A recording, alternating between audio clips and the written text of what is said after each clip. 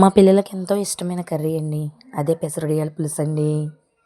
దానికోసం అయితే పెసరొడియాలు వేపి పక్కన పెట్టుకుని, ఉల్లిపాయలు కట్ చేసుకుని, అవి కూడా పొయ్యి మీద దాకబెట్టుకుని, నూనె వేసుకుని, ఉల్లిపాయలు, పచ్చిమిర్చి అయితే వేసేసుకున్నాను.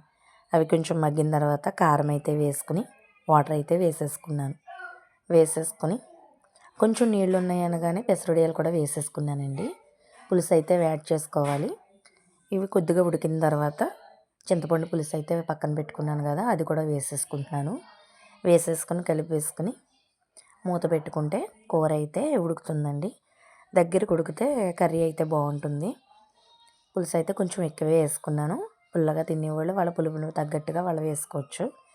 మాకైతే సమానంగా ఇష్టం కాబట్టి తగినంత అయితే వేసుకున్నాను. ఇదైతే కొంచెం ఉడకాలండి. పులుసు అయితే బాగా మరుగుతుంది, స్మెల్ బాగా వస్తుంది. ఇది నైట్ డిన్నర్లోకి అయితే చేశాను. పెసరొడియం చూసారా ఎంత బాగుందో. అంటే మార్నింగ్ పునుగులు కర్రీ చేశాను కదా, ఆ టైప్లోనే ఉంటుంది ఇది కూడా. అయితే బాగుంటుంది, పుల్ల పుల్లగా తినచ్చు. మా పెద్ద అమ్మాయికి చాలా ఇష్టం కర్రీ. ఎక్కువ వర్షాకాలంలో పెసరొడియాలు అనేవి పెట్టుకుంటారు ఇక్కడ మా ఊళ్ళో. ఎందుకంటే అప్పుడు వండుకోవడానికి బాగుంటుందని.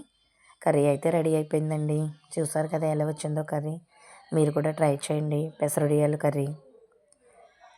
ఇప్పుడు సమ్మర్ వస్తుంది కాబట్టి వడియాలు అవి పట్టుకోవాలి. ఎండలు కూడా బాగా ముదురుతున్నాయి కదండి. పెసరొడియాలు పట్టాలి, పిండి వడియాలు పట్టాలి, గుమ్మడి వడియాలు పట్టాలి, కారం ఆడించుకోవాలి, ఇవన్నీ చేయాలి. కర్రీ అయితే రెడీ. Okay, bye.